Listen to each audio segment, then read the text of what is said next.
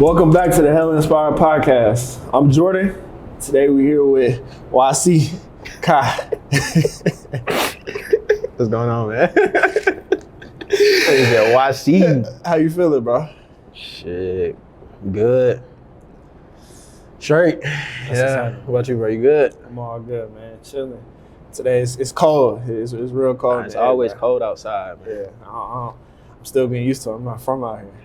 Shit, me either. It'd be colder where I be at, honestly. I ain't gonna lie. Yeah, so let's get into that. Let's do it. So you're from 757 VA. Yeah. Yeah, what part? Yeah. Specifically. I was born in Portsmouth, but I was raised in Portsmouth and Chesapeake. Okay. I grew up Chesapeake. My family stayed in Portsmouth. Had some family out in Norfolk, Newport News, Virginia Beach. So really like all around the 7 cities, honestly. Yeah. 7 cities is a unique place. 100%. And I told you that's my folks from out that way. Like Phoebus. You ever Phoebus High School? Yeah. Oh, Virginia Beach? That sounds like some shit to be in Virginia Beach. Okay, not too far, yeah. Yeah, around that way, right by HU and all that. So my dad told me a lot of stories about the 7 cities. So it was wild out there. Nah, it could get crazy. I feel like any place you come from, if you got family there, you know what's going on, and you know, like all places is crazy. But like moving to Atlanta, I'm a little oblivious to everything because I'm not really tapped into the drama that's been going on for all them years. Exactly. But I definitely get wicked out there.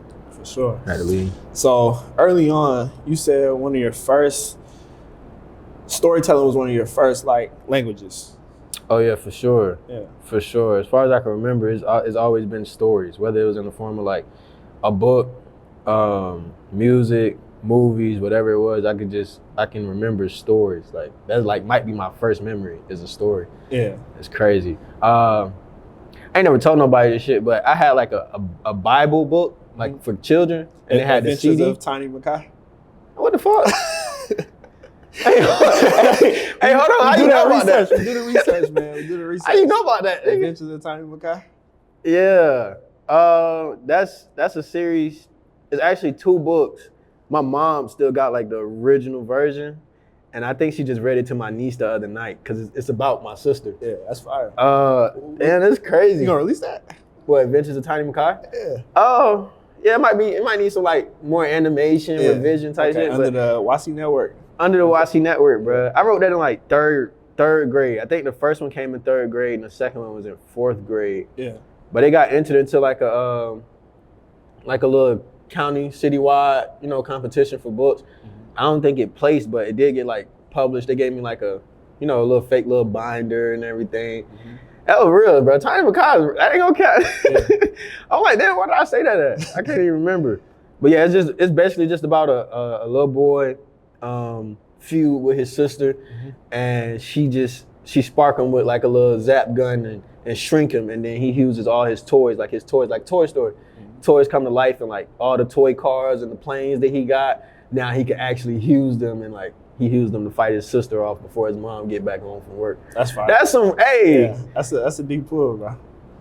3rd grade though, like you know what I'm saying? Like that's my entry level to like storytelling. Exactly. And it's really cool that's funny because I know it's a lot of young kids who have like I watched this interview with Kanye, and he was saying like some young kids, their parents tell them like, don't jump on that table, don't do that. And they say, why? And their parents be like, because I said so. And sometimes that like limits their creativity or doesn't help them really like think outside. And he said the world becomes a whole bunch of coffee tables. That's true. That's to the masses of kids. Yeah. Because there's one kid out there that'll jump on the coffee table. His mom and daddy be like, man, get off the damn coffee table. Why? Because I said so.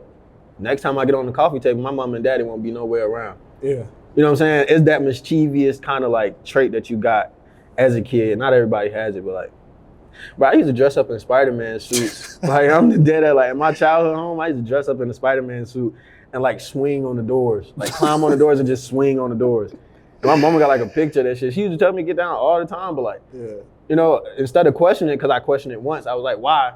Because I said so. Okay. I'll get off right now. I'll be back later. Exactly. When you leave, when you go back in the room, I'll be back on the door.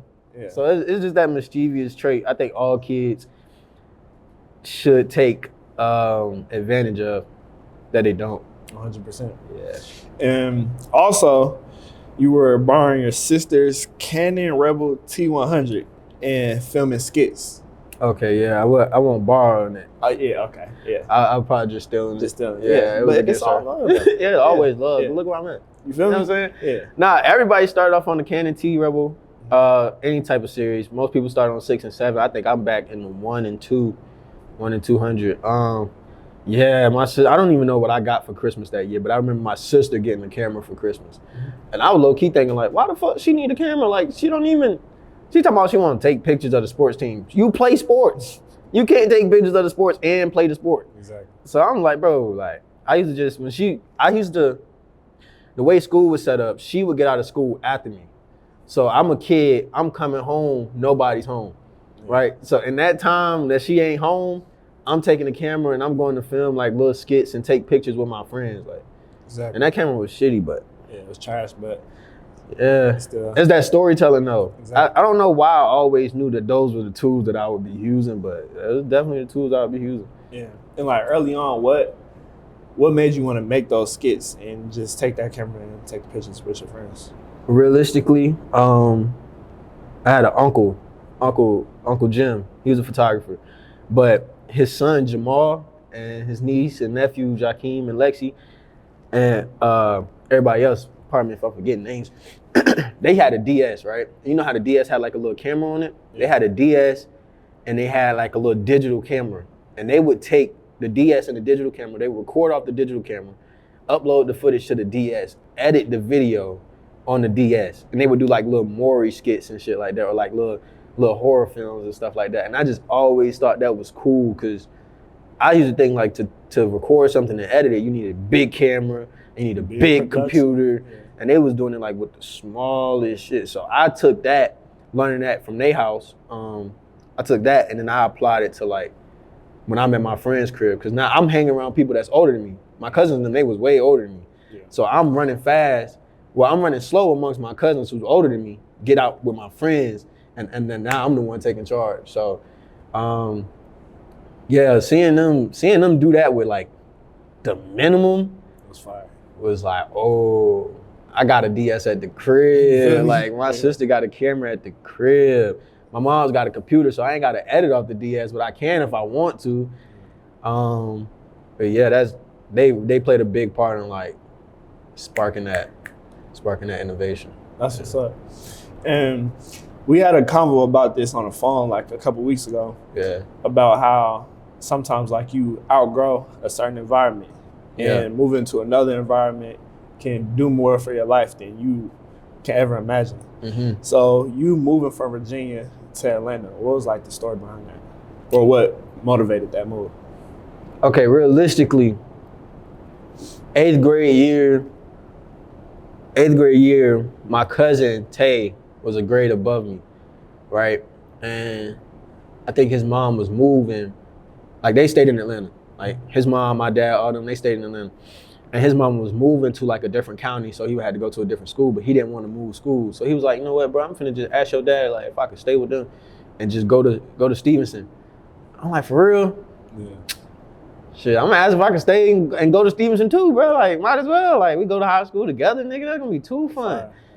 And so that was my initial jump at it. And I told my mom, I was excited about it. So I told my mom, I was like, Mom, I think I wanna move with my dad.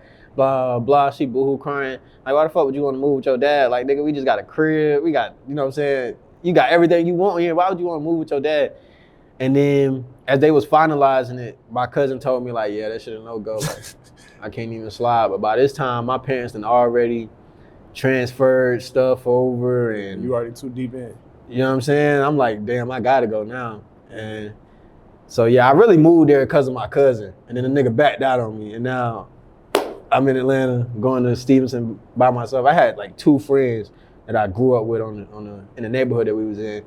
But other than that, ain't know nobody in that school. Yeah. So I was really just dropped in a new like body of water. Exactly. And I had to go from there. It was really a culture shock because where I came from was diverse. I talk about this shit all the time. Where I came from was diverse. I had a sense of like blackness and pride. Like I knew what it meant to be, or I thought I knew what it meant to be black.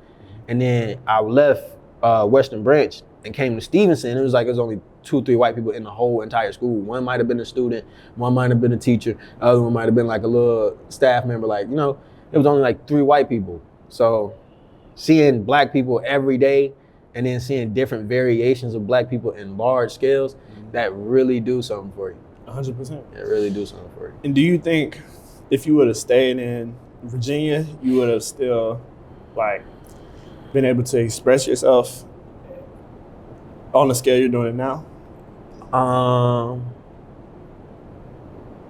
Yeah. Nah. I don't want to say this because it might bring more people to Atlanta. It really is something about Atlanta. Like, it's 100%. something about it. Yeah. Right? And it may be the same thing in Virginia.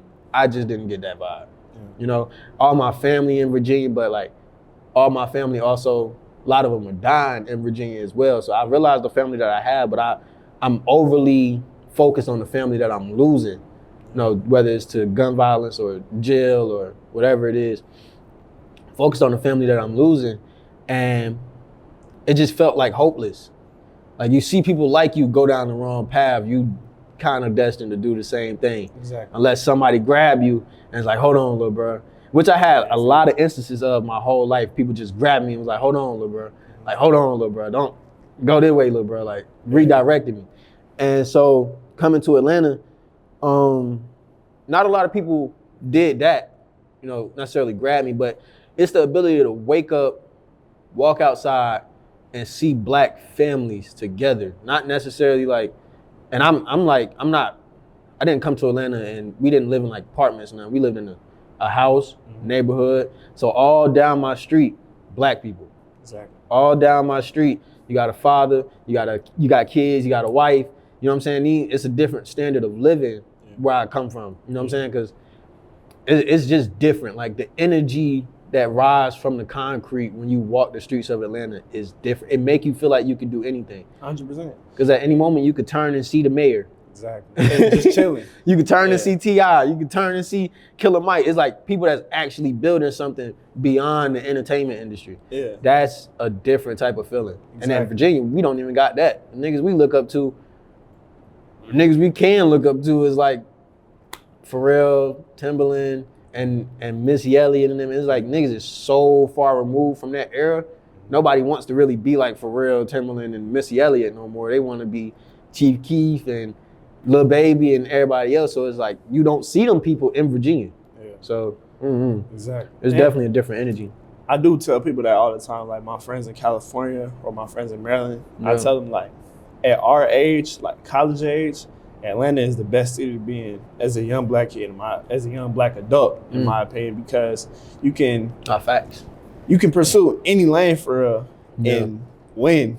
And you have other black people that are already successful in those positions that aren't gatekeeping. Like, they're ready to mentor you or give you game or put you in position, give you internships. So facts. Yeah, I rock with the city too. I do plan on moving back to I want to move to LA. I want to move to LA very soon. But I love Atlanta.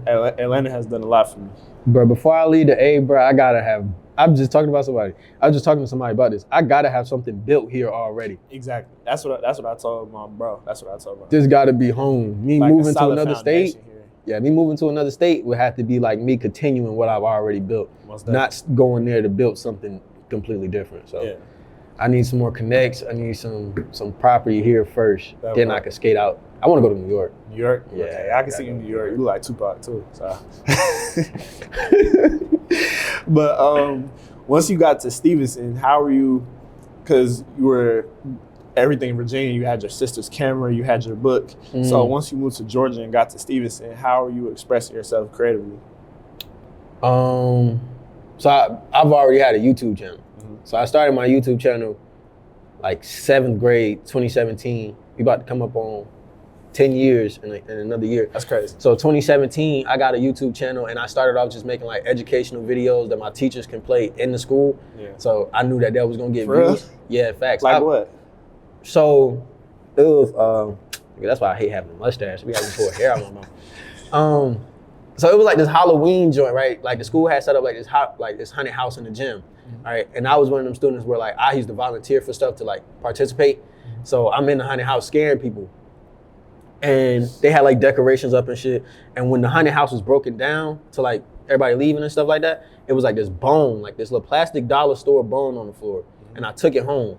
And I ended up later cutting out like a little face from a paper, taping it onto the bone, putting up like a little green sheet of paper on my wall, recording it. And now I got like a character who's teaching you about Jamestown and hip hop and shit like that. That's fine. So I would just take the curriculum that my teachers were giving me and then implement it, teaching myself, but also teaching other people like what's going on. So that's why I started out my YouTube channel. Then I began posting like little short films and skits of mine. Some I did down here during the summer, some I did up in VA with my friends. I go back and watch them like every blue moon. And so when I moved here in 9th grade, I was just doing like reaction videos and like little videos with my cousin when he came through and stuff like that. And I believe I had a Canon Rebel T like 100 or 200. I still got the camera, I just can't figure out which class it was. And so I was recording the videos off of that. I had like a little computer, that shit was sorry, like it would crash every time I tried to edit a YouTube video. So I was having trouble with that. I think I had an iPad at the time too, so I started editing videos off my iPad. And then 2019 came around, and I started doing public interviews at the school. Yeah. So all through 9th grade, I was nobody. I was on the basketball team, but those were the only friends I had, like the basketball team.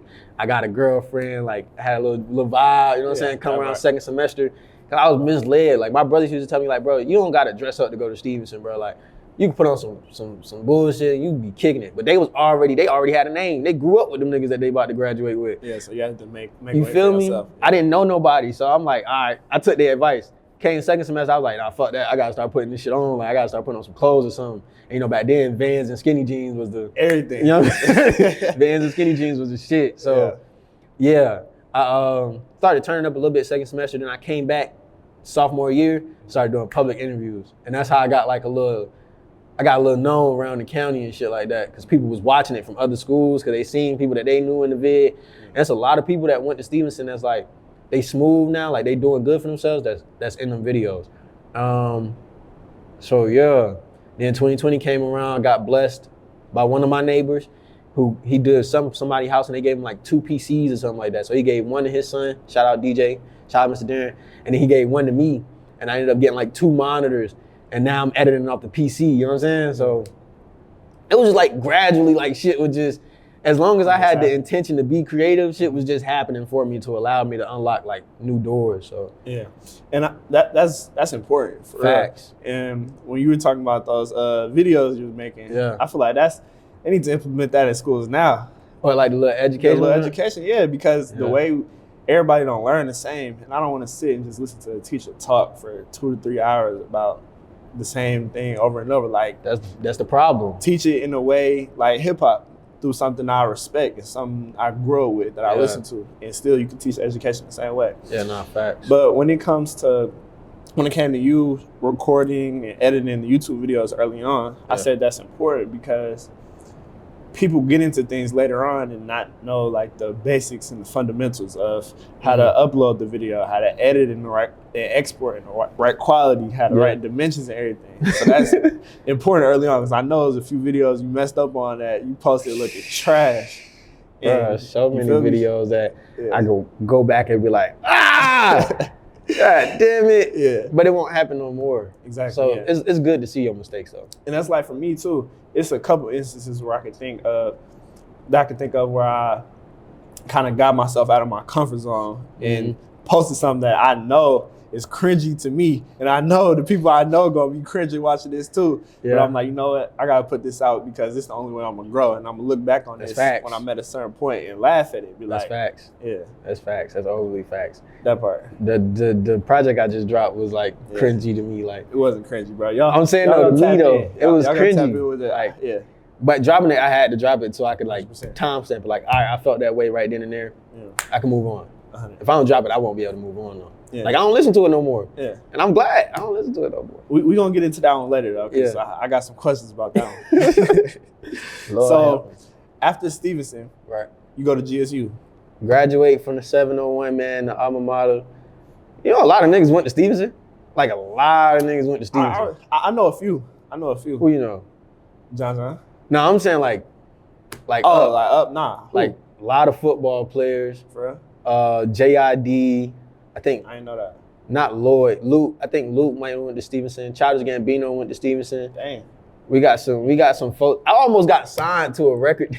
I almost got signed to sophomore year. Dang. I almost got signed. You know the niggas that made the song we swagging, we surfing. You know, I'm on that. They went to Stevenson. I might get kicked out of Atlanta for not knowing. I don't know who made that song, bro. But you know the song. Swag and Surfing? Oh, Swag and Surfing, the one that we playing. Yeah, you know, don't nobody really know the people that made the song, but you know the song. Yeah, I know the song, yeah. They went to Stevenson, and my sophomore year, they came performed at like a pep rally. Yeah. And I ended up like just kicking it out there, like letting them niggas know, like, yeah, bro, I do YouTube videos. This back when I'm popping with the public interviews, I'm like, yeah, I do YouTube videos. I love to come, like, kick it in the studio with y'all, record. And I was just trying to get like some content. Them niggas like, real, bro, we could sign you, bro. Like, what you want to do? Yeah. Like, nah. Nah, we ain't gonna do that. Yeah, what that deal was looking like? I don't even know. We didn't make it that far. That part. I just took nah. But yeah, graduating Stevenson. I didn't want to go to college. It was like my pops low-key forced me to go to college. I was gonna go to the military, I ain't gonna lie. Yeah. My folks weren't gonna let me do that either. That was just a stupid ass thought. I couldn't even see you doing that with as much knowledge as you have and like the Black history. I don't see you doing that. Well, my sisters and brothers told me, fuck no, like, nigga, we'll pay for your college, but you ain't going to the military. And they in the military. Yeah. They like, nah, I don't like what that might do to you. Because both of my parents were in the military, and I talked to them off top. I'm cool. I didn't know. But nah, it was like a low-key back and forth with my pops. Like, he was like, yo, you going to school, right? I was like, okay. I stopped fighting that thought, like, I'm going to school. He was like, but you should go to LSU or Southern and do agriculture, and we could get you some scholarship money and stuff like that. I'm like, nah, I'm gonna drop out. I'm gonna drop out doing some shit like that. Yeah. I'm like, if I gotta go to school, if I'm gonna work with you, you gotta work with me. Yeah. I want to go to Georgia State. I want to do like film. Wherever I go, I want to do film or photography or some sort of like storytelling art, like craft. And so I got accepted into GSU. I think I applied to like Morehouse or Clark. It was one or the other. And I applied to a couple other schools, but GSU was the one. Because mind you, I just got here in high school. I didn't really dive into the city when I first got here. So now this is my chance to dive into the city. Exactly. I'm on the east side, but I ain't in the city. So now I just took that opportunity, like, for sure. But I didn't want to go to school at first. Yeah, that's real. When did YoungCreatorZ come to fruition? And like, what was that original idea? Yeah, YoungCreatorZ was birthed 2020, 2020. Downstairs in my room, I made the first logo was like a little hen, and this was YC, and I sent it to my steppops. My steppops do like a lot of graphic design and like art shit. And so I've always just sent him like ideas that I draw up like with graphic designs or like songs and shit like that. Cause I know he could talk the language. He was like, nah, man, that shit look like a gang sign. Like, I don't know if you want to do that. Yeah. I'm like, I don't know. But I kept it. I kept it for a while and, you know, kept doing revisions. But yeah, YoungCreatorZ was birthed out the crib, little garage in my room. The page low-key started off as a basketball sports page. Well, like taking highlights or like taking pictures? Yeah, like highlights, recording, taking pictures. Shit called Hoop Fiends. Okay. I did that with my homeboy Caleb. Not P, but another Caleb. Okay. Yeah, and then YoungCreatorZ came about. I really don't know like how it came about and what I wanted to do. I knew I was taking pictures at the time. Oh, I'm lying. I was going to parties. I was going to parties on the east side during COVID, and I was making videos as a way of getting in for free and taking pictures. So I had to have like a little brand to put on the photos and to put at the end and the beginning of the video, so people are like, you know, starting on during the parties. Was you really taking pictures in the video? Nah, for sure. Okay. For sure. I was having fun too. Yeah. I was making sure I left with something, because low key people would hit me up and be like, how much? So now I'm making money off of going to the pictures and taking, you know, going to the parties and taking pictures. So Yeah, that's how Young Creator started. I just needed an identity. That's what's up. To get it myself. And once you get to GSU, and I assume you were in the dorms. Year. I stayed in Pan Hall. So how did you leverage your brand while also leveraging being on a college campus and access to other creatives and a whole bunch of students? Coming in, it wasn't about the brand at all.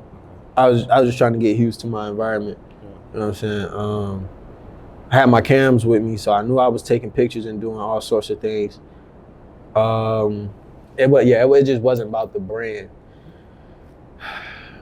Before I got to college, it was about the brand because I had the podcast, the garage sale.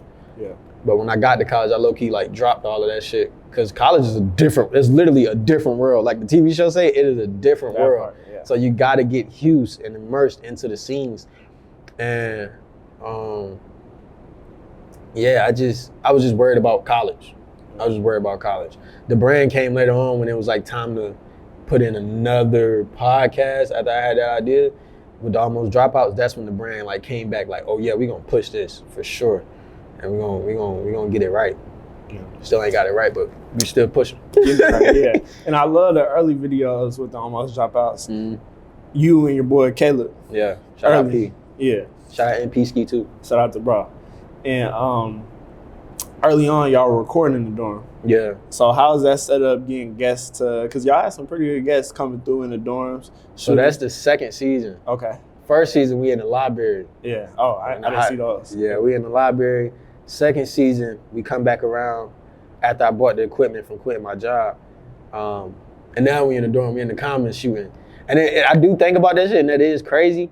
But I think it just added to the authenticity of the brand. Overly authentic. Like, because you think of Almost Dropouts, just a whole bunch of kids chilling around, chopping it up about life. Yeah, facts. And it's like we the Almost Dropouts, we college students, and we shooting the pod out of the dorm. We're not trying to go to no big fancy studio and make sure that it look pretty and stuff like that. Like, no, nigga, this invites you into our college dorm living room where a lot of conversations that's had off camera is like, whew, like, are you serious? Like, niggas is really talking about this? And so we give like the little polished version on cam. I think it just added to the authenticity, and like people took it seriously when they seen like, oh, these niggas really shooting out their dorm. Yeah, and having real people slide through. Real, like we had Shaq come through, we had Fat Swag come through, we had DK come through. These are people with like real like things going on, like that other people in our dorms might watch or bought something from. That's what really get me. We had Silk come through. We had a lot of people. We had Melt come through. We had Chibu come through. These are people with real live communities and fan bases. Like, exactly.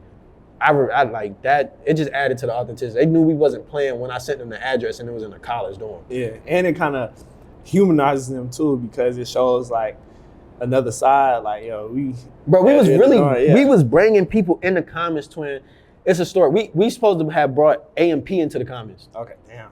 AMP was doing a video on Georgia State. Was that the day that they were, where everything was crazy? So we almost got in trouble for that. We got them into the garage, right? Snuck them into the garage. And then I was like, yo, like, if you watch the video, like we in the video, me and Caleb. And I'm like, yo, like, y'all chill right here. Let me go check with the desk real quick so we could get y'all like fast. Like, don't nobody even need to see y'all. Y'all can just go straight to the elevator, straight up to our room, and we can do the video. And they're like, all right. I go in there and I'm like, yo, like, we got some guys like that we need to get straight through. Like, is there a possibility that we could give you their IDs right now without them coming in? You check them in under our names and like, we could just walk straight through. And it was like some punk ass police officer right there like, oh, no, y'all not bringing them in here. Y'all not bringing them in here. That's against our laws, our policy. I'm like, bro, they regular humans. Like, come on, dog. They chilling. Like, we trying to ensure that they get in safe and like in and out. Because it ain't nowhere in Georgia State law, I don't think, that's like, you can't have people that have over 1 million followers on campus in a dorm. If they have an ID, they can get in. If they have an ID, they could get in. Yeah. So, yeah, long story short, that shit ain't go. We had to walk back to AMP truck like, yeah, bro, they ain't fucking with y'all, bro. Now, mind you, before all of that, they bought everything that we was gonna have for the video upstairs to our room. So we got all this shit sitting on the table, and we ended up having to give it back. Yeah. We kept one thing, but we ended up having to give everything back.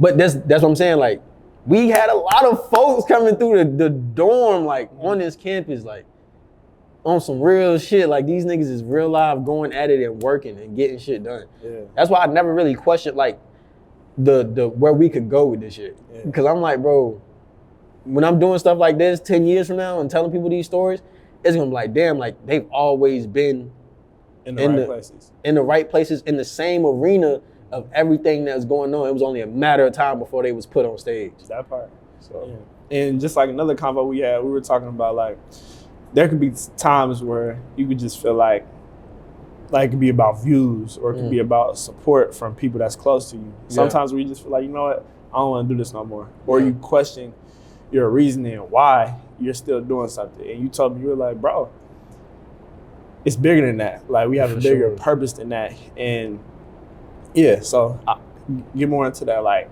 why do you feel like during those times where you question your why, or question your purpose in doing something, what keeps you going? Okay, so I'm gonna take you back to high school when I tried to like start shooting like professionally, to get like professional pictures, or like just my pictures from the party. My sister, who is a photographer who shoots professionally, she liked the professional look, the all lit look, you know what I'm saying? No shadows, no contrast. She was just talking. She was like, man, these pictures is ass.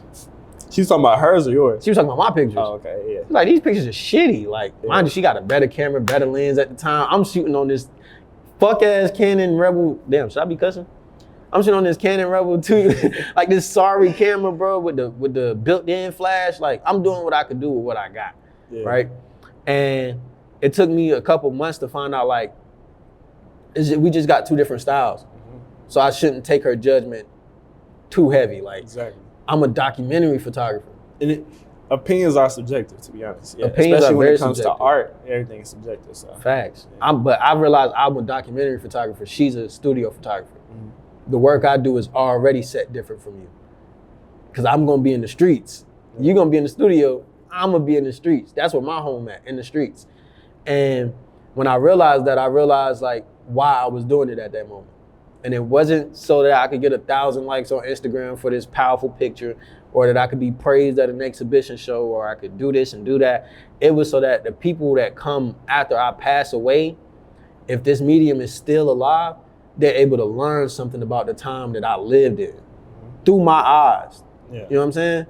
So when I internalized that, it was like, whether this get a like today or a like tomorrow, I did what I was supposed to do. That's just no longer on my hands. Yeah. I took the picture, I posted it, I preserved it, I can't do nothing else. Everything else is left up to God and wherever the timeline of this situation go. Like, so it is bigger than me. That's when I realized it was bigger than me, when I realized the purpose of what I was doing it for. Like, the work ain't even for you. Like, the work that I post ain't for people like us and you. It's for people that ain't born yet. Yeah. It's for people that's gonna be looking for some type of explanation. Like, just imagine if we didn't have Gordon Parks as a photographer. Man. You know what I'm saying? Imagine if we didn't have Jamel Shabazz as a photographer. These people couldn't document them times. Even musicians, like, the music was made in their times, but it's music like Marvin Gaye, what's going on, like that music, like I need to listen to that music. It's still relevant to It's relevant to this day because of the intentions and the energy that it was created in. Yeah. So it is definitely bigger than us. Now, a lot of people do things for the times. They do it now, you know, so they get caught up in the likes and the views because that actually matters. But for us, bro, I just personally think like what we doing ain't even for the people right now. It's for the people that's gonna come after us. And I think that's big in films and movies too. I mean, films and music. Because it's some albums it's an album that came out in the 70s or the 80s. Like, Sade is my favorite artist. Her album replay value is crazy. Yeah. It's timeless music that doesn't have an expiration date on it. Like, you listen to it, you can't tell when it came out. You feel me? Because it's forever relevant, Type of music like that is played by actual humans.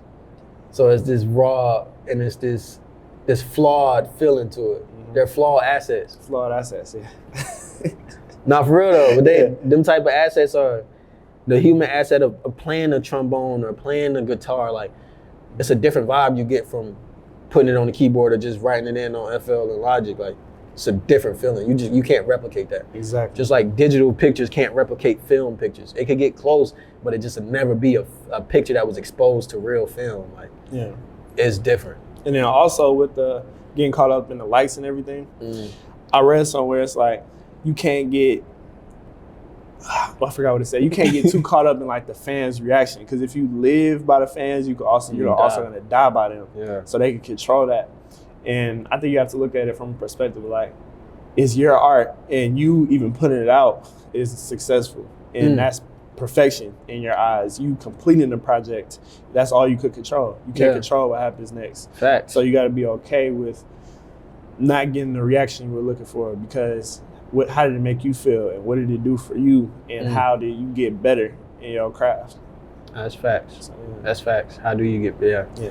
You got to realize the journey that you on. That's right. So you talk about Gordon Parks and the other photographers you brought up. Let's get into like film and everything, since you're a film student. Yeah. How would you describe your cinematic style? Cinematic style? Yeah. Or just style in general when it comes to film? Okay, my style in general when it comes to film. You like films like I like watching or creating? Creating. Yeah. So I have like a couple short films, pretty ass.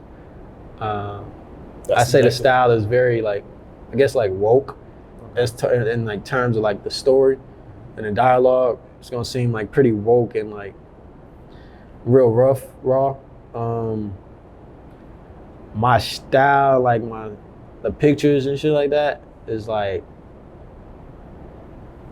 real. I'm still trying to figure out my integration of photography into my filmmaking style, because it's two different mediums. So I'm still trying to figure out like my photographic look when it comes to cinema. So I want to know. It's a journey I'm on, but as far as like the story and the dialogue and everything, raw.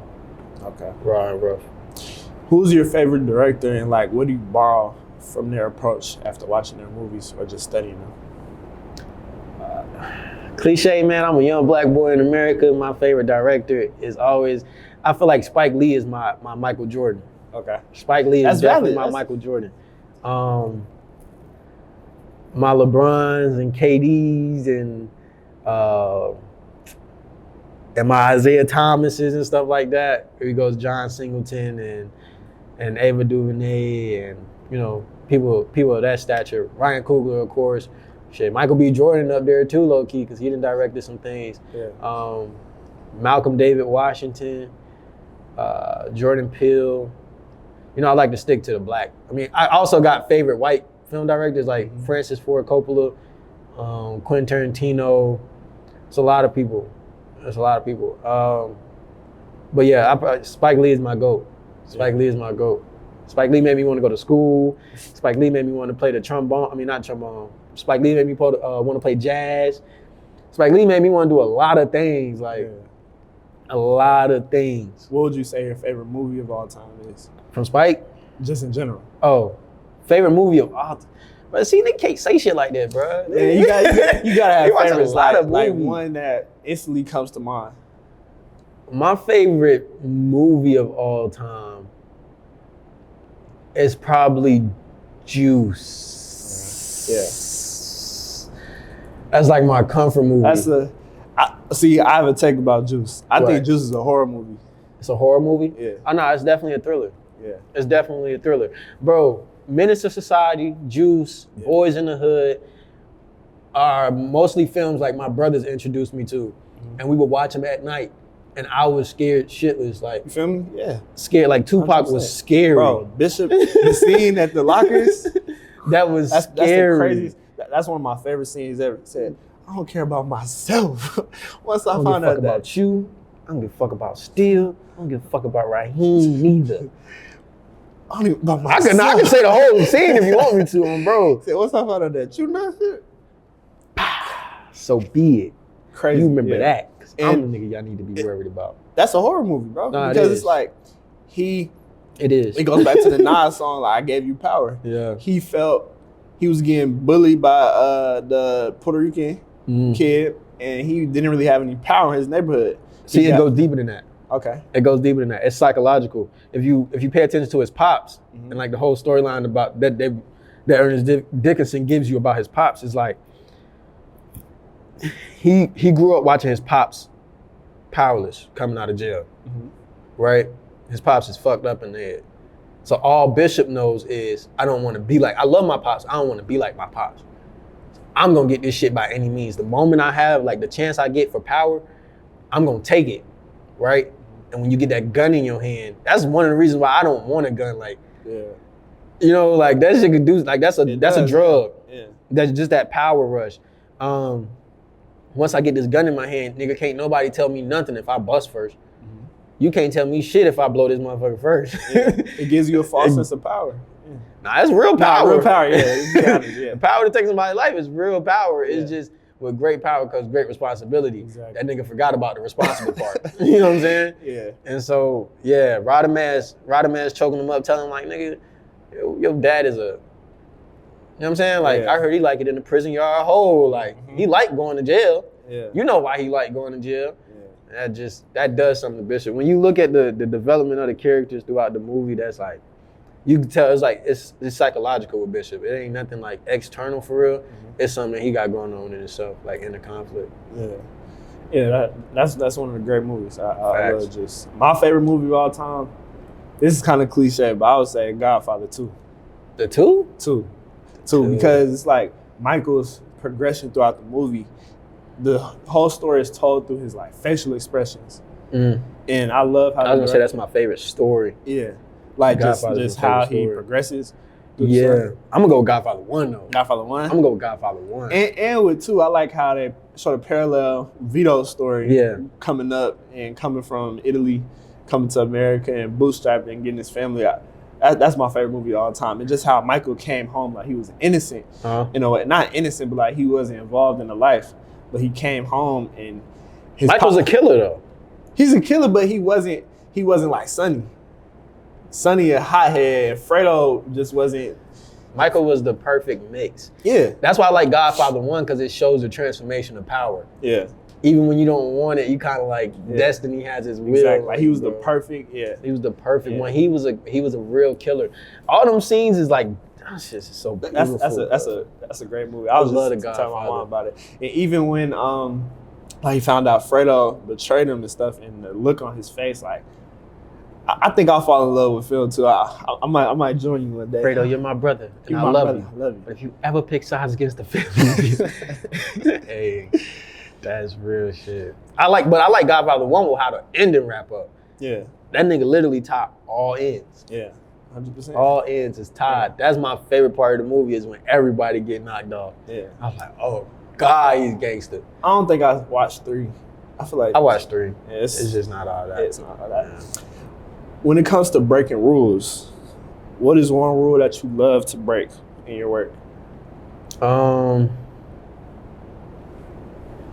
rule I love to break. And what work? Like all work? All work. Like one rule that's kind of like the status quo, or tell photographers or videographers something you're supposed to do. What's one way that you do it your own? I shoot open gate a lot, so I shoot like with the lowest aperture a lot. Okay, can you explain that? I have no idea what aperture is. So the aperture is just like how clear the picture is with the contrast of like what's in focus, what's not in focus. Okay. Right. So with the aperture real low, like a 1.8 or something, like that's gonna put your like if I focus on your face, it's gonna put your face in focus, but everything past your face is gonna be like a little blurry. Yeah. Or it's gonna be like a gradient of blur as far as you go back. I shoot like that a lot. A lot of people don't shoot like that. Like they'll have lenses that can open up like that, but they won't shoot with that low aperture because they want a lot of things in focus. But sometimes I just want to tell you, just don't worry about everything else. Look at him. Mm-hmm. Look at her. Yeah. Look at this plant. Focus on this little speck, like this spectacle of a flower. Like just focus on that. Mm-hmm. That's probably a rule I break. I will say though, you can't break rules that you don't know about and call it a creative decision. A lot of people like to skip learning the fundamentals and the language of a specific practice and then say, oh, nah, I'm just gonna break the rules because fuck the status quo. Like, nah, you can't do that. Like, it's rules for a reason. You can't just start playing the piano and say, fuck, I don't gotta play this chord because I don't want to. And like, you don't know why you don't have to play it. You don't know why you have to play it. So it's like, you can't break the rules and call it a creative decision if you didn't know the rules in the first place. Exactly. You making mistakes. Yeah. Or if you see Kai around GSU, this man always has a book in his hand. Bro, that's cat, bro. Always got a book in his hand. Every time I see him at stage, he always has a book in his hand. What inspired you to start reading, and who would you say, like in literature, who inspires you? What inspires me to start reading? What inspired me to start reading? You remember how I said, like, it's been a lot of people in my life that just like, hold on, bro, don't go that way. Yeah. So my godmother is a big part of why I read. Now, she used to pick me up from like daycare and stuff, and the only way I could sit in the front seat, I grew up around a lot of women, right? Me too. And so I didn't like, like sitting in the back seat with all the girls. Like, I want to sit in the front seat. So she gave me an incentive, like, you want to sit in the front seat? Here, you got to read these flashcards. Here, you got to do these math problems. You know what I'm saying? And at that early age, it kind of like advanced me a lot. And so like all the way up until like 8th grade, I had the fine ability to be ahead of all my classmates because my foundation was strong, and I've been building upon it since like preschool and kindergarten. Like, I was doing math problems and all that stuff preschool and kindergarten before I think that's before you even get to math. Head start. Yeah. I was coming out of daycare with that. You know what I'm saying? Like, still pissing on myself at daycare, but I know like certain words and syllables, you feel me? Like, so she gave me that foundation. And when I got to Stevenson, it was just like who better than who show. You feel me? And like a lot of niggas, their focus is on the wrong things. So I'd be on the school bus. I never really drove the bus back home. I'd be on the bus to a game, right? JV level, sophomore, JV level, varsity level. And I'd be on the bus just reading Malcolm X, the autobiography of Malcolm X. And niggas would walk past me, laugh. Niggas would walk toward me, laugh. What the fuck, you read? Yeah. What it look like, nigga? Yeah. Like, of course I'm reading. Don't you see me reading? Exactly. So, you doing some corny stuff. You feel me? That foundation, and plus that little itch of like, people don't expect me to do this, so I'm gonna do it more. Those two kind of like motivated me to read. Like, I still get it now, and I feel like that's low key like a little microaggression to ask somebody who's reading if they read. Because I'm not gonna take it as you asking me if I'm reading because I could read because I got a book in my hand. They don't expect that. You don't expect me to be reading. Yeah. You black too. Why don't you expect somebody who look like you to be reading? That says a lot deeply. I don't want to get into that. About themselves. A lot about themselves and how they were raised. As far as like my inspiration and like authors and stuff, I never really dove deep into one author. I would say I did just read a book by Martin Luther King Jr. And another book by Huey P. Newton. And I their writing, because it's like more so like essay type of base or type of reading, their writing definitely opens you up to a certain way of thinking and like challenging ideas and stuff like that. I don't have one specific author because I don't read that deeply, but I do try to cover like people that I'm interested in. I read a book by Gordon Parks that was real cool, like real cool. That's probably like my favorite book as of right now. But I still got a lot more people to read, so I don't know. Yeah. I don't know. And as a filmmaker, you have to watch a lot of films. You have to study basically history. Yeah. In part. So what era of Black history inspires you the most? Can't ask me that, man. I'm Black. What era? Like, I wouldn't say inspires you the most, but what era? All areas of Black history. But okay, I romanticize the Panthers, of course. Yeah. Not the Panthers that they show you, but the Panthers that you gotta like kind of do your research on, the kind of the real community aspects. The real community aspects of the Panthers. I'm talking about starting off with Huey P. Newton and Bobby Seale and Bobby Hutton. So Huey P. Newton and Bobby Seale, they're the co-founders. Bobby Hutton is the first and the youngest to join. So, you know, it wasn't really about guns. Not at all. You know, that was protecting themselves. They were protecting. Yeah. They was protecting their community. Yeah. They realized that the police wasn't. They realized that the police wasn't for their community. Because we say protect and serve, it's like, who are you protecting and serving? Because you beating up on me, so who are you protecting, right? And so they kind of like acted as the police for their community. They wasn't just out looking for trouble. The trouble was always in their community. But that's how they were portrayed. That's how they were portrayed, just a bunch of angry niggas. The literature that they would read is crazy. So I say from like 73, well, from like 55 to 73, that area of Black history. But also like, I don't know, man, being African American, you know, I glorify all the history. 100%. From the time we stepped off the ships, you know what I'm saying, onto this foreign land, shit, from even like going a little back before then, like Timbuktu and Egypt and Greece, and the effect, the influence we had on Greece and Rome, in fact we had on Europe with the Moors and stuff like that.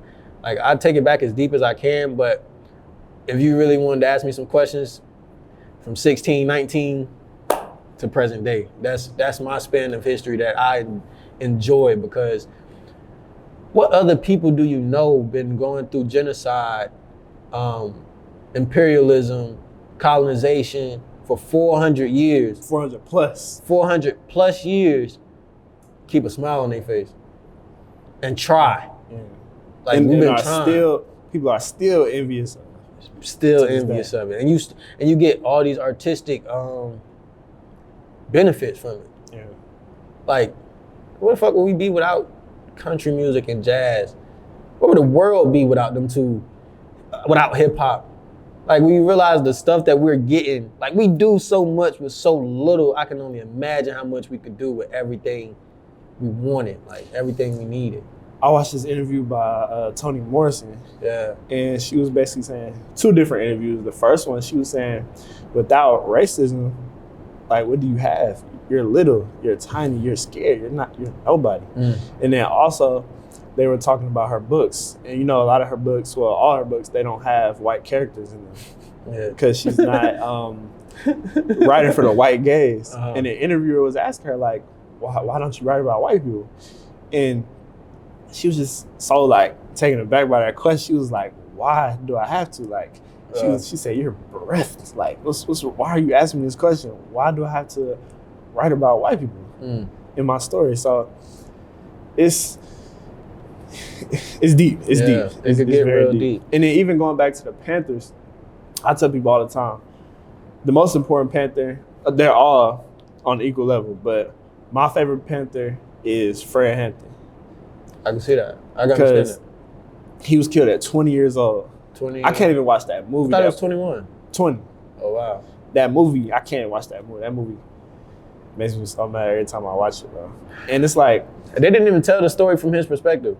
So for it to make you mad, is like, imagine if they told the story from his perspective. Yeah. And then even everything he was building with the Rainbow Coalition and uniting all the hoods in Chicago, going into the white nationalist hood. But that's your favorite Panther? That's my favorite Panther, 100%. Because he, with the Rainbow Coalition. I can't pick a favorite Panther. That's real. That's real. It's like he was going into the white nationalist neighborhoods, going into the other black hoods and saying, like, bro, we have a common enemy. We're not. You know who else was saying that? Who? Martin Luther King. Martin Luther King said that. Yeah. Martin Luther King said we have a common, and that's not to take anything from Fred Hampton, but it's like Fred wasn't the only one doing that. And a lot of the times, our people will try to let us, like, make us choose between two people. Yeah.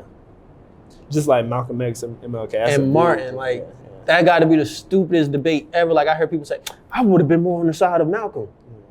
But they haven't read Malcolm either. Yeah, and they don't understand Detroit Red. They take the propaganda that's been put on us and do their judgments off of that. They never take the time to actually read up on Malcolm, listen to his interviews, read up on Martin, listen to his interviews. And even then, when you do that, you know you can't choose. Exactly. Yeah. You know you can't choose. Because even with MLK, towards the end of his life before he was assassinated, he realized, he got in an interview and said, like, I've led my people down. I forgot exactly what he said, but I led my people down like the wrong road, or down a burning road or something like that. Into a burning house. Into a burning house, because he realized he needed to start hitting them, like after the Montgomery bus boycotts, he realized like economics was the answer. Like he needed to start hitting their pockets. That's the only way they were gonna listen. So both of them, every leader, they have their mistakes and they have their points where they realize, like, yo, I needed to take this different approach. I needed to lead my people this way. But they all their missions were rooted in good intentions, and they all sacrificed a lot, and a lot of them lost their lives on the front line. You know what bothers me a lot? Being that we're in Atlanta and we walk the streets that Martin Luther King walked as a child to his dying day. What kills me is the lack of awareness and a lack of appreciation for King in Atlanta. Mind you, we got like a lot of like symbolism with King. We got Martin Luther King Drive and stuff like that. But I feel like if you're a student, if you're black in Atlanta, there should be no other place that you can be other than Auburn Avenue on MLK Day. Just like if you were up in Harlem, New York, on Malcolm's X's birthday, you shouldn't be nowhere else but celebrating Malcolm X. But this is the thing about our black leaders. Two things. We push our black leaders out of reach of our children. Martin Luther King, Malcolm X, no matter how you were taught about them, they were considered gods. Yeah. In the child's eyes, they were considered martyrs. It's hard to reach for them though. You push them out of our reach. So now we don't have no kids saying, I want to be like Martin and Malcolm. Because it's like, damn, it's damn near impossible to be like Martin and Malcolm. Yeah. Like it shouldn't be impossible to try to follow the path of Jesus. You shouldn't push Jesus out of the reach of the people. Yeah. Because we're supposed to move in likeness of him. Exactly. You feel what I'm saying? But the moment that you push him out of our reach, it's like, I'm gonna try, but how many times can I try before I give up? And then validate myself for giving up. You know what I'm saying? So that's one thing. And then the second one is like, it's just disrespectful. We don't honor anything they do. Yeah. We like to come to their rescue when other people talk bad on Martin Luther King, like white people talk bad on Martin Luther King or Malcolm X. We like to come to their rescue, but we don't honor our people. And so just think about a young black boy who's thinking like this at the ages of 10 and 11, and it's like, you feel like you got a calling on your life, and it's like, I gotta be like Martin and Malcolm. I gotta lead my people somewhere. Yeah. But for what? If when I die, don't nobody, who step up and take care of my kids? Yeah. Who step up and take care of my wife, my mom, and my dad? After I done gave my life to the movement. Yeah. You know what I'm saying? That's real. I gave my life to the purpose of pushing y'all forward. Who? Yeah. You got all type of dirt thrown on Martin name after he died. All type of dirt thrown on Malcolm name after he died. Fred just got the notoriety that he did from the movie. Yeah. His story wasn't known at all. You feel me? And the way that they still shoot up his grave, the way that they even assassinated him was like crazy. You feel what I'm saying? Yeah. Like America is one of the nations that need to be because it's like, how do we let them get away with so much shit? Continuously. Yeah. Continuously. Yeah. And everybody talk a good game. A lot of people on the internet talk a good game, but nobody, including me, nobody has even set up anything to where it's like, we don't need nobody's attention. Let's start underground first. Because we don't need to know we don't need nobody eyes on us. We don't need the big brother eyes on us or nothing. Let's start underground first. Let's get some people together in these communities and let's figure out a plan. Yeah. We don't have a plan. We don't got a plan. You can't move nowhere. But then again, I think it is kind of hard to determine where to go right now, because you think about just our history. It's not linear, but our history coming to this country. Like when we first got here, we didn't have any rights. We didn't have human rights, nothing. Mm-hmm. When you think of like the era you were talking about, fast forward to like the 50s and the 60s, we had quote unquote human rights, but we didn't have civil rights. Like we weren't able to vote, we weren't able to work and make. You had civil rights. You said we did? Yeah, you had civil rights. The fight was to get the states to acknowledge your civil rights. Yeah. So the federal government had to enforce the states to acknowledge your civil rights. Yeah. Because on paper, we had them. on paper, you got everything you supposed to be getting and asking for. Yeah.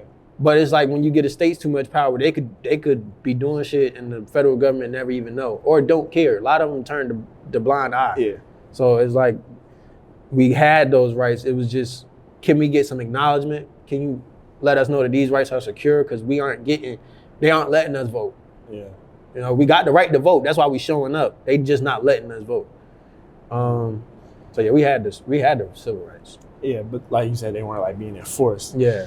And I think of like now, you could think, all right, we have this passion, we have this knowledge of history, and I'm pretty sure it's a lot of other young people who have the same thing, but where do we apply it to? Like, what is the fight now? Where is the fight now? And that's the hard question, because it's like, we're not. Where is the fight now? And I feel like that's where we have to start.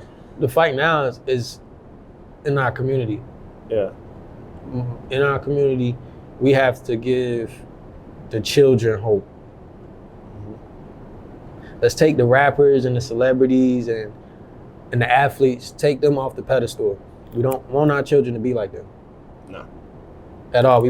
I want my children, at least. I'm not gonna say like sports and music is just gonna be canceled out when it comes to my children, but I want my children to be thinkers.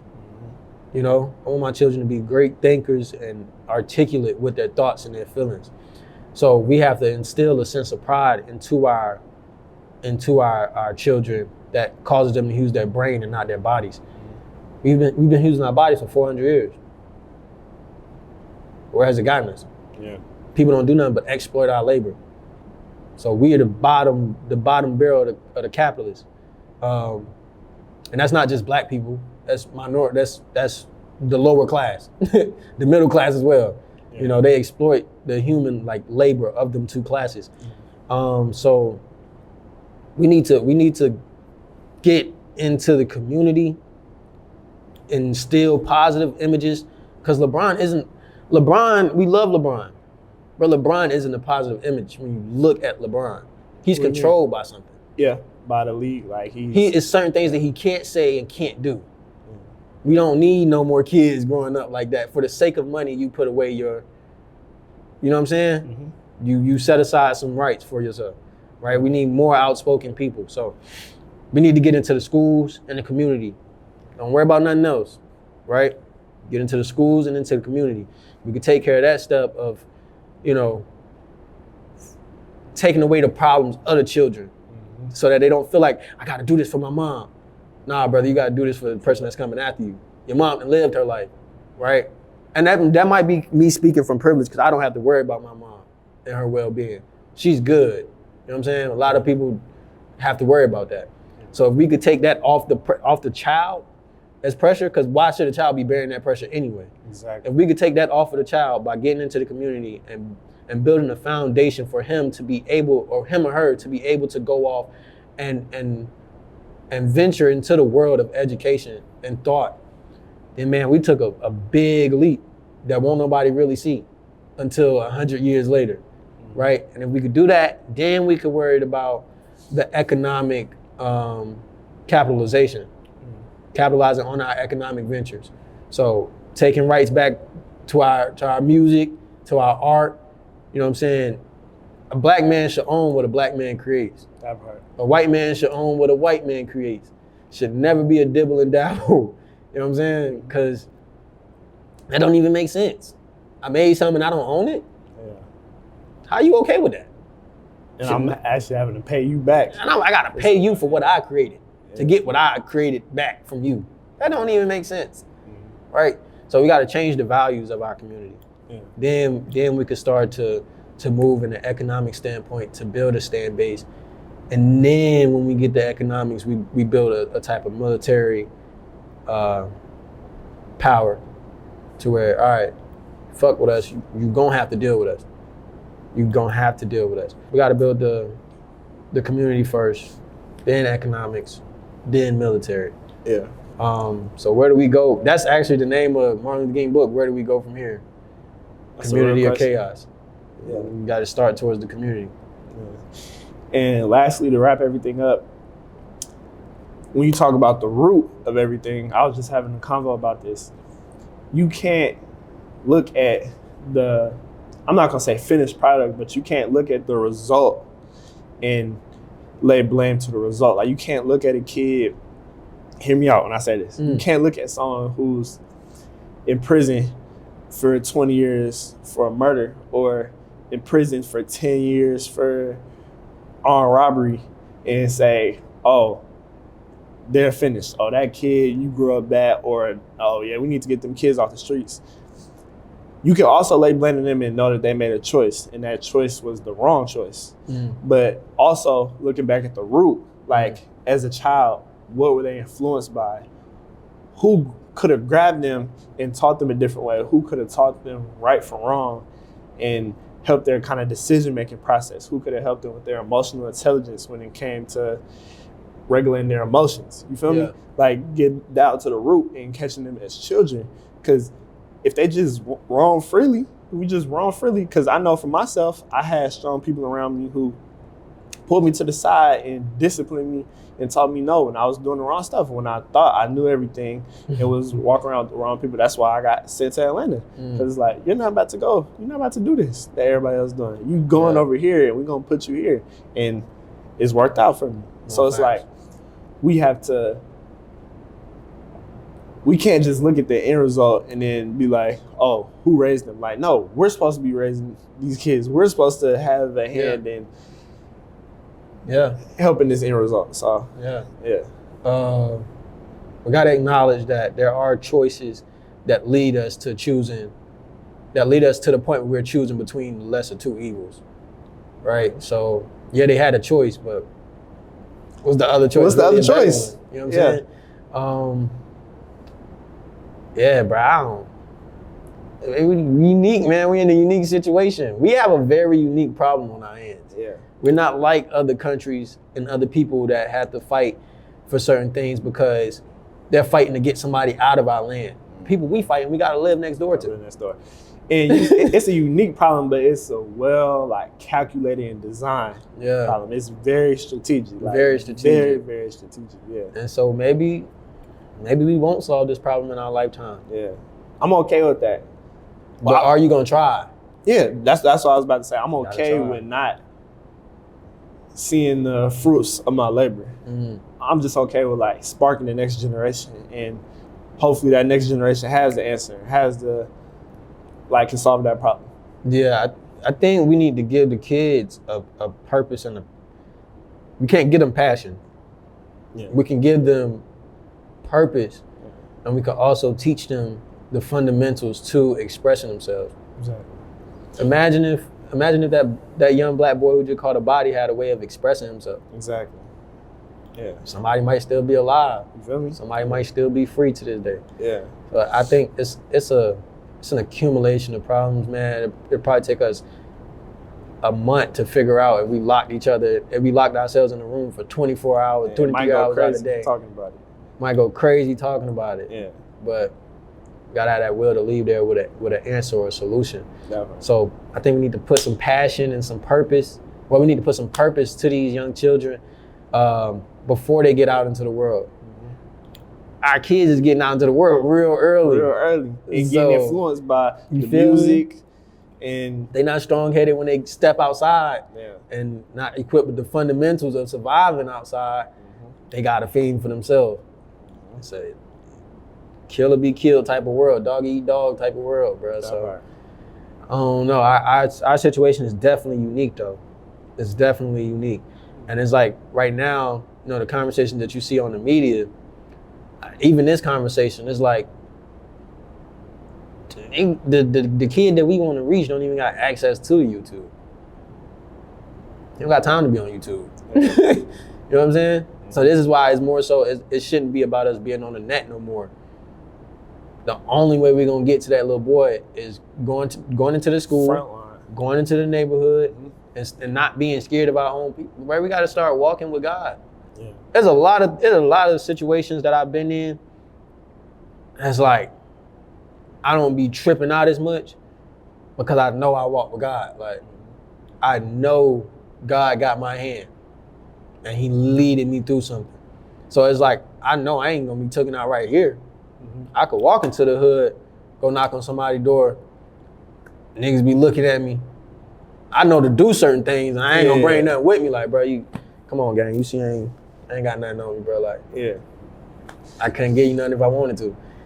Just like I had my second annual back to school drive, and it was somewhere in I'm not familiar, but Panthersville on the east. On the east side, yeah. I'm not from over there. I don't know where I'm at, but I know it's important to go into these communities that have a lack of resources.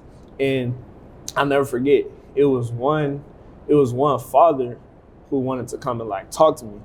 And my mom was like, want to talk to you. And I'm like, I'm not. You are. It was tricky for me though, because it's like, bro, I'm not doing this like I'm of the community. Right. I'm not doing this to saying, oh, like here. So what was he trying to say? What did he say? He was just like thanking me in a way and saying like, yo, we need this for the community. Like, thank y'all. But I didn't. It was hard for me like to receive that, to accept that, because like, no, bro, like we're doing this. Like you're helping your daughter by being here. I'm not doing anything for you. So that's why it was hard for that conversation. It's like I can't accept it like that, bro, because I don't want no ego boost or feel no type of way about it. Like, I'm accepting the thank you, like for sure, but this is a community event. We're putting this together for the kids and for the next generation, so they don't go to school and get bullied for not having a backpack or not having a notebook, or you feel me? Yeah. Not having the proper gear to go to school so they can focus on learning, focus on other things. So, yeah. You gotta, yeah. I understand why you say you felt like you was. It was uncomfortable for me, but I still chopped it up and had a great combo. But just that initial feeling was uncomfortable because I feel like my intentions are so good. I'm not in it for no like recognition or anything. Like I'm genuinely doing it. Yeah. Because I care about the community. I mean, well, bro, if you keep doing stuff like that. Yeah. But that's recognition from the right people. Exactly, yeah. You don't need recognition from the Shade Room or CNN or no Instagram posts or the blogs and nothing like that. You need recognition from the people that you're helping. Exactly. To continue you to want to help them more. You know what I'm saying? Yeah. But that's God. Exactly. That's God, bro. Yeah. He'll let you know like you ain't worthy of this praise. I am. So nigga, somebody just praised you, you need to go hit your knees and praise me. Exactly.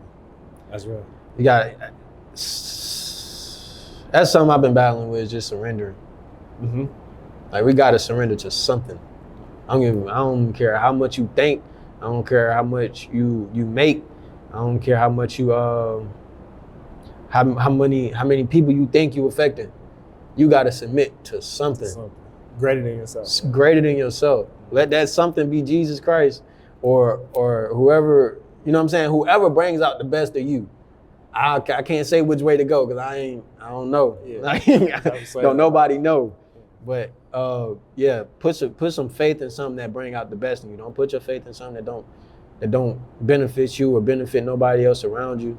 Put your faith in something that's gonna make you a better person, and then continue to praise whatever that source is. You know, you gotta surrender though, for sure. Yeah. Definitely.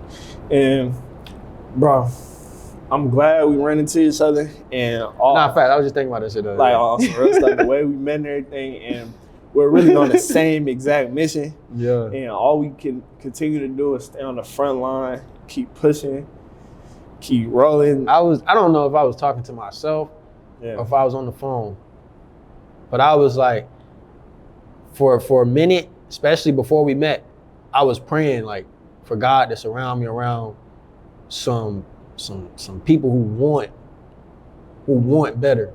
Yeah. God bless with you and Nate. Yeah. You know what I'm saying? But, and even right now, like our friendship is still like at the beginning. Exactly. Like we haven't really dug into nothing yet.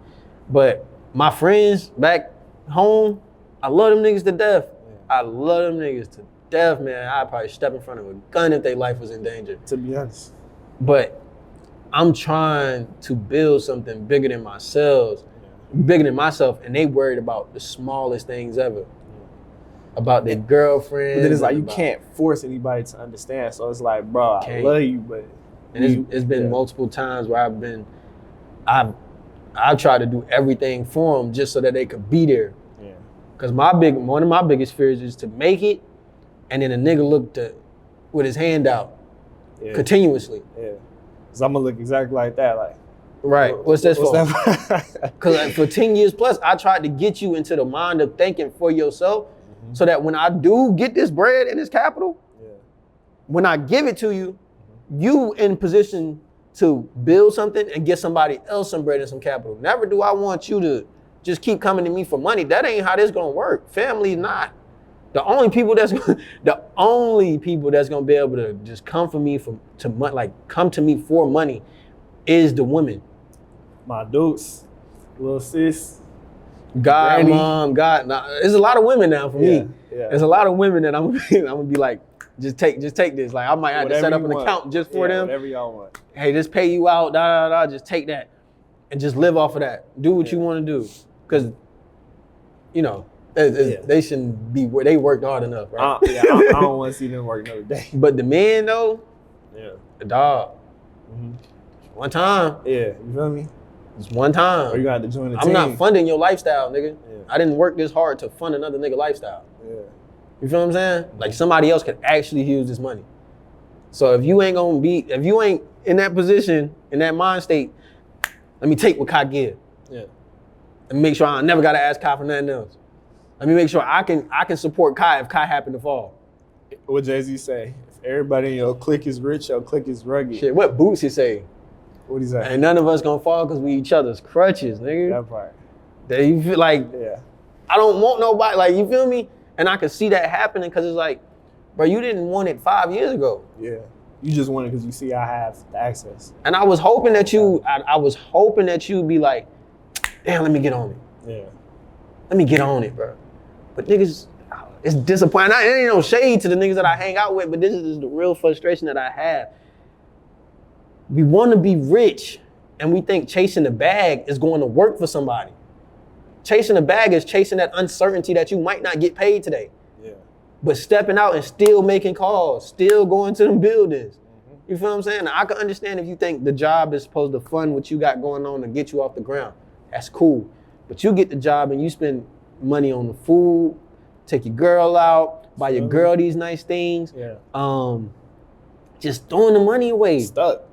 Just throwing the money away. You doing exactly what they want you to do to keep you in that system. You go collect on some debt. You get you some debt. Now you gotta pay that off. Or you get an apartment. You saved up all this money to get an apartment just to throw the money away because the apartment ain't bringing you in no money. You get what I'm saying? Yeah. So it's just one of those. Now, like I said, I'm privileged again to not be in a position where I have to do some stuff like that. But come on, they just as privileged as me. You just as privileged as me, if not a little more. Yeah. You get what I'm saying? So yeah, I definitely pray to God for y'all niggas though, bro. Like that's real, bro. More niggas like y'all need to be around as well too. 100%. We're gonna keep this going. So facts. Let everybody know where to find you. YC.Kyle on Instagram. I believe it's YC.Kyle on TikTok as well. And then Young Creators Network on YouTube and Young Creators on Instagram as well. YoungCreatorZ.cloud on websites, if y'all want to book or anything, or just go look at a portfolio or whatnot. Yeah, that's where you can find me at. Or shit, come find me in Atlanta, man. I'll be somewhere walking around looking to make some money and put something together. Yeah, you gotta tell them about the album too. Can't forget that one. Oh yeah, I just dropped a project called Fine with Dying Alone. It's like a conversation in grief on how I dealt with the passing of somebody that I loved, metaphorically, and the passing of myself to grow. So yeah, but tap in if you want, man. I don't know. I ain't gonna put no gun in your head. Damn near. Y'all, my favorite song. What was my favorite one? You Don't Belong to Me No More. You Don't Belong to Me No More. Yeah. Y'all go stream that, man. And let us know y'all favorite song in the comments. Yeah. Make sure y'all like, comment, subscribe. Appreciate y'all for tuning in to another episode of Hell Inspired Podcast. Yeah. And we're gonna keep pressing this line every day. Move it a little bit forward, shout it. Yeah.